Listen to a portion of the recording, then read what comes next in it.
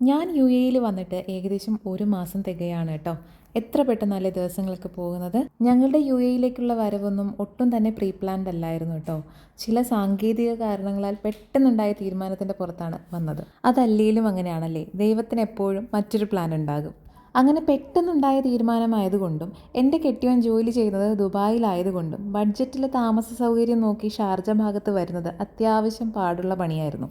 കുറച്ചധികം ഓടിയിട്ടായാലും Sharjah Al Nahda ഭാഗത്ത് ഒരു സ്റ്റുഡിയോ ഒപ്പിച്ചെടുത്തു. ഒരു വീട് റൺ ചെയ്യാനും അതിനോടൊപ്പം വരുന്ന റെസ്പോൺസിബിലിറ്റീസ് മീറ്റ് ചെയ്യാനും ഒക്കെ പ്രവൃത്തി പരിചയം നല്ല പോലെ ഉണ്ടെങ്കിലും റൂം ഷിഫ്റ്റിംഗ് ഇതാദ്യമായിട്ടാണ്. ദുബായിൽ 6 മാസം ഉണ്ടായിരുന്നപ്പോഴും പാർട്ടീഷനിൽ നിന്നതുകൊണ്ട് തന്നെ ഒരു വീട്ടിലേക്ക് വേണ്ടുന്ന സാധനങ്ങളൊക്കെ അവർ തന്നെ പ്രൊവൈഡ് ചെയ്യുമായിരുന്നു. ഇവിടെ കഥ തികച്ചും വ്യത്യസ്തമാണ്. ഉപ്പ് തൊട്ട് കർപ്പൂരം വരെ നമ്മൾ കാണണം. ഉറുമ്പ് അരിമണി ശേഖരിക്കും പോലെ അപ്പോഴപ്പോഴായാണ് ഞങ്ങൾ ഇവിടം ഒരുവിധം സെറ്റ് ചെയ്തെടുത്തത്.